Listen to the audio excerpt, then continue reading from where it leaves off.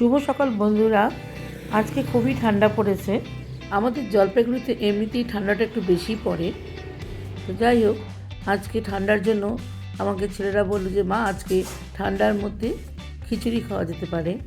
তাই আমি সকাল সকাল অন্য কাজ ছেড়ে নিয়ে তাড়াতাড়ি রান্না বসিয়ে দিলাম। মুসুরির ডালের খিচুড়ি বসিয়ে দিলাম। ঠান্ডার দিনে মুসুরির ডালের খিচুড়িটা খেতে বেশি ভালো লাগে। অন্য সময় এই খিচুড়ি করতে পারি না, কেননা আমার হাজব্যান্ড পছন্দ করে না।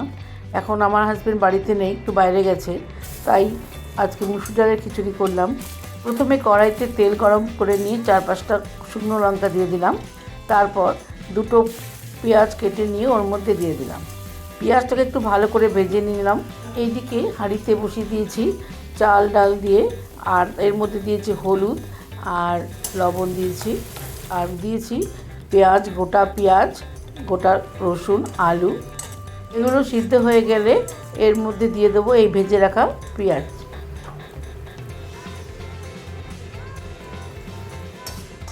খিচুড়ির মধ্যে পেঁয়াজ, শুকনো লঙ্কা দিয়ে দিলাম।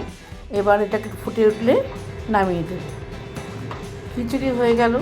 এরপর খাওয়ার আগে আগে একটু পাঁপড় ভেজে নেব আর ডিমের অমলেট করে নেব। তাই তাড়াতাড়ি জায়গাগুলো পরিষ্কার করে নিচ্ছি।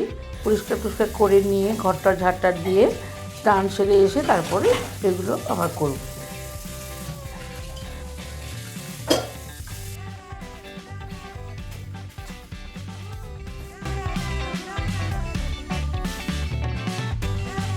স্নান করে ঠাকুর দিয়ে চলে এসেছি। এসে ওদের জন্য তাড়াতাড়ি ডিমের অমলেট করে দিলাম।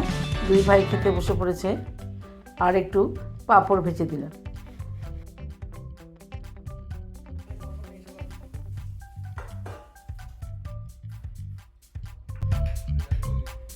খেয়ে নিলাম। দুপুরবেলায় খাওয়া দাওয়া সেরে নিয়ে উঠতেই পারমিতা আমাকে বলল যে আমরা আজকে একটু চার্চে যাব, মেলায় যাব, তুমি কি যাবে? তাহলে হ্যাঁ যাব।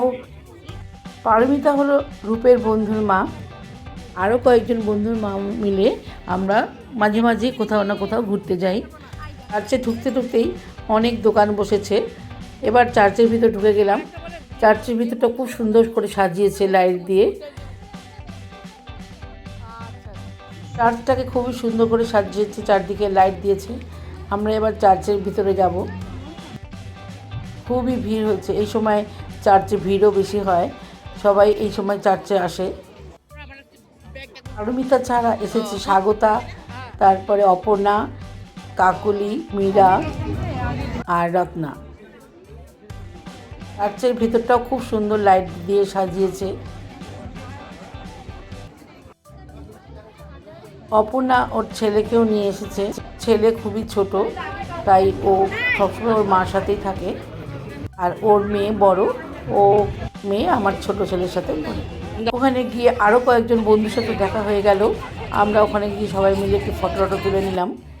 চার্চের এরিয়াটা অনেকটাই বড়, তাই আমরা এই দিকে চলে আসলাম।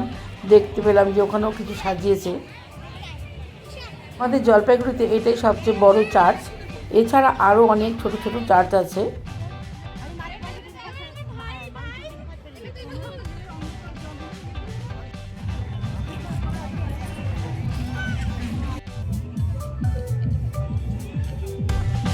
চারদিকে গান চলছে।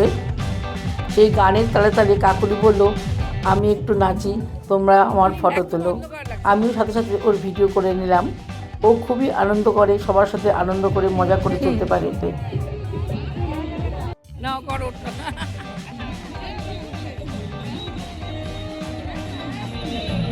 চার্চ থেকে আমরা সবাই বেরিয়ে পড়লাম।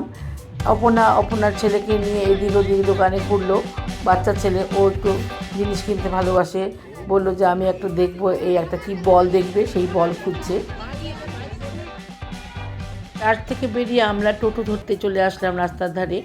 এসে টোটোতে উঠে পড়লাম। টোটো করে আমরা চলে আসলাম তিস্তা করলা উৎসব দেখতে। এখানে এসে আমরা টিকিট কেটে নিলাম, 10 টাকা করে টিকিট। তিস্তা করলা উৎসব মানে মেলায় এক ধরনের। আমাদের জলপাইগুড়ির পাশে হচ্ছে তিস্তা নদী, আর তিস্তা নদীরই একটা শাখা হচ্ছে করলা নদী, যেটা আমাদের শহরের মধ্যে দিয়ে গেছে, তাই নাম দিয়েছে তিস্তা করলা উৎসব।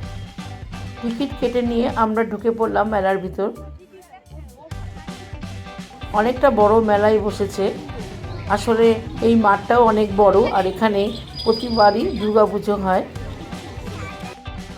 অনেক ধরনের দোকান বসেছে, কোথাও বসেছে শাড়ির দোকান, আর কোথাও ব্যাগের দোকান, নানান ধরনের দোকান বসেছে। দেখলাম, কিন্তু আমার খুব একটা মেলাতে জিনিস কেনা পছন্দ হয় না, তাই আমি কোনো কিছুই কিনলাম না। বলি কয়েকটা জিনিস কিনলো ওর মেয়ের জন্য। এরপর আমরা পুরো মেলাটা ঘুরলাম। এখানে অনেক প্রোগ্রামও হবে, স্টেজ করেছে, বসার চেয়ারও রেখেছে।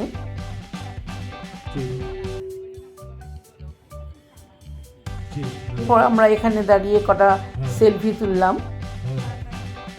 মেলাতে আবার সেলফি তোলার জন্য একটা জায়গাও করে দিয়েছে।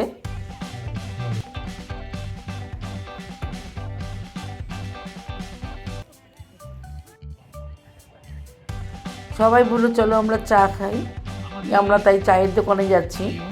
চায়ের দোকানে আসার পর দেখলাম অনেক ভিড় আছে, দেরি হবে, তাই আমরা বললাম যে চলো আমরা বাইরে গিয়ে চা খাবো।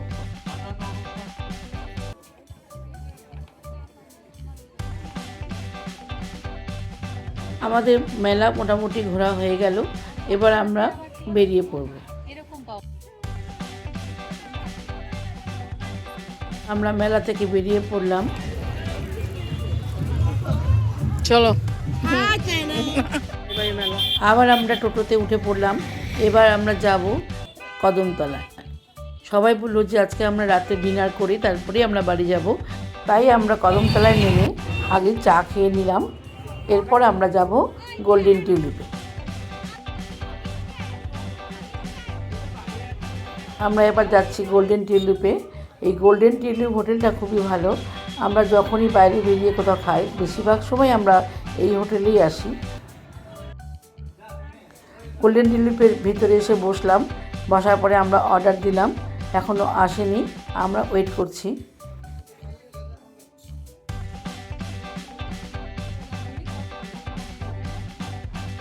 পর চলে এসেছে পনির বাটার মশলা, ডাল মাখানি আর নান।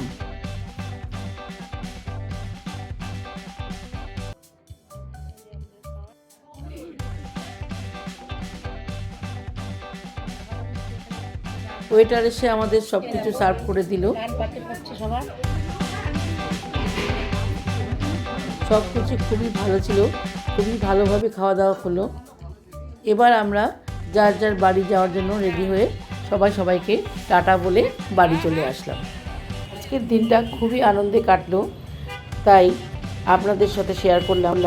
আমার ব্লগটি যদি আপনাদের ভালো লেগে থাকে তাহলে ব্লগটিকে লাইক করুন, শেয়ার করুন আর চ্যানেলটিকে সাবস্ক্রাইব করে নিন।